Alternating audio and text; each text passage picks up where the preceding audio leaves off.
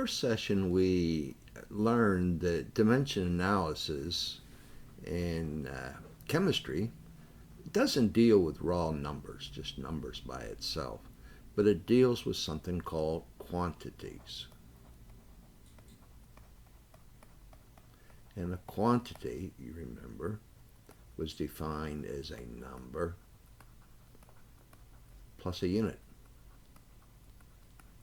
So you could have 13 grams. That's a number and that's a unit. 13 doesn't tell you anything. 13 grams does. So let's start off with a unit that we're pretty familiar with here. And we'll take the unit of pounds. 10 pounds. 10 pounds. Oh, let's make it 100 pounds. More interesting. And you're with a group of students, and you're in New York, and you go to an apple orchard, and you're picking apples, and you pick 100 pounds of apples, and you take them in, and you weigh them, and they say, yep, you got 100 pounds. And you're fooling around, looking around a little bit, and you go back, and there's another cashier there, and he puts the apples on the scale, and he says, well, you have 500 gagas. Well, 500 gagas. So you call the manager, say, this guy's crazy, 500 gagas. And he goes over and he says, yep, you have 500 gagas. And you say, but the other guy said it was 100 pounds. And the manager says, yep, that was right too. So 100 pounds somehow was equal to 500 gagas. And this guy from New York, he's a fan of Lady Gaga, in case you may pick that up. And so he made a new unit up. Well, how do you convert this? If you don't want pounds, you put it here in the denominator. Pounds is gone. And if you want a gaga in the numerator, a gaga, 1 pound, I'll put the number 1 here. You can put anything, but I'll start with 1. It's easy to start with a good base number, 1. So what do I put up here in the numerator? The pounds cancels out, and I have my units in gagas. I hope you see that that number has to be 5. 5 gagas is 1 pound. So you learned a new unit. 5 gagas is 1 pound. Now, I wouldn't probably suggest you go around trying to see how many people are using the gaga unit, because probably won't be many people using it. But you may discover this. You may discover that people are talking about 1 pound is equal to 454 grams. Now, people all over the world are going to recognize this, because this is one of the base units of the metric system. We call it the international system, the SI units, and there are 7, and we'll put them up over here on the right. 7 units. You're going to be using these throughout the course. Well, the neat thing about these 7 units, and they've been working on this idea of putting decimals into units for a long time. Even Thomas Jefferson, way back in about 1790, when he came back from France as Secretary of State, one of the things he proposed was using decimals in our measurements. Lavoisier in France in about 1793 was some of the first work in creating the metric system. Well, it's been evolving, and there's a never-ending process of improving these units.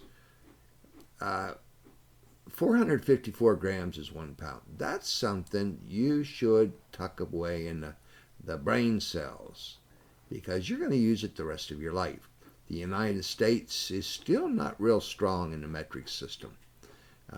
The science is yes, but in many other areas of our life, they're still not being adopted very well. We're about the only major country left in the world that has not adopted it.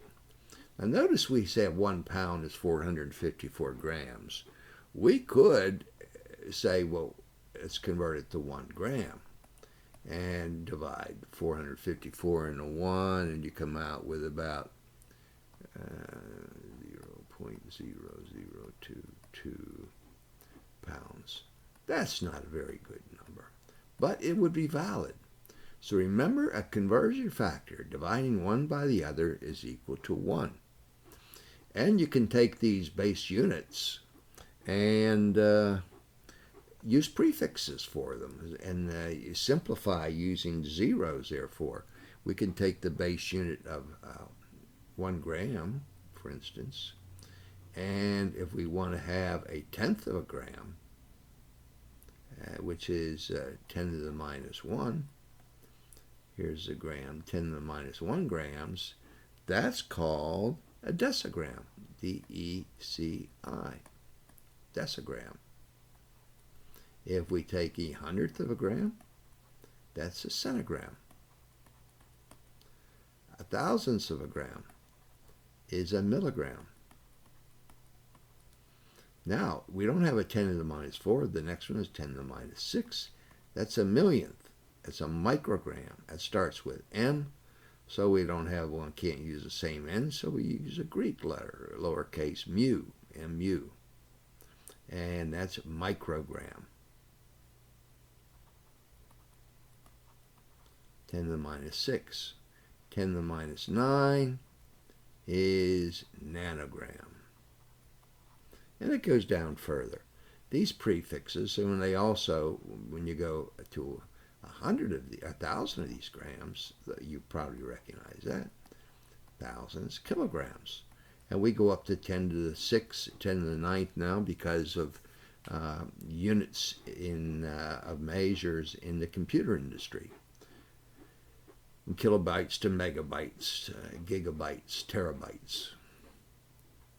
So these prefixes can be part of problems. Now let's make up a problem.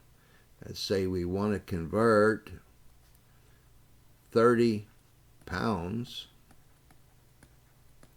Oh, let's find out how many micrograms. And I'm going to put it way over here. Micro is, remember over here, it's a millionth of a gram. There's going to be a lot of them. So what we're going to do, we're going to skip the numbers, and we're just going to put the units. We've got to get rid of pounds, and we can go from pounds to grams. Now we want to get rid of grams, and we can go from grams to micrograms, and that will be our value. And here for pounds we put 1, and up here we put 454, and here 1 gram is equal to a whole bunch of micrograms. How many? 1,000,000. Remember, 1 microgram would be equal to 1/1,000,000th of a gram. Depends on which way you want to do it.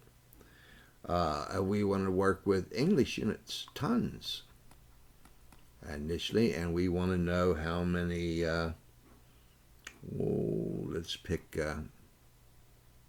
nanograms again. No, nanograms instead of micrograms. Well, we go from tons to pounds. That's the English system. You probably learned that in grade school, with the 1 tons, 2,000 pounds. And then we can go from pounds to grams. And then we can go from grams to nanograms. Okay, we'll stop there, and work continues so you can go back to conversion.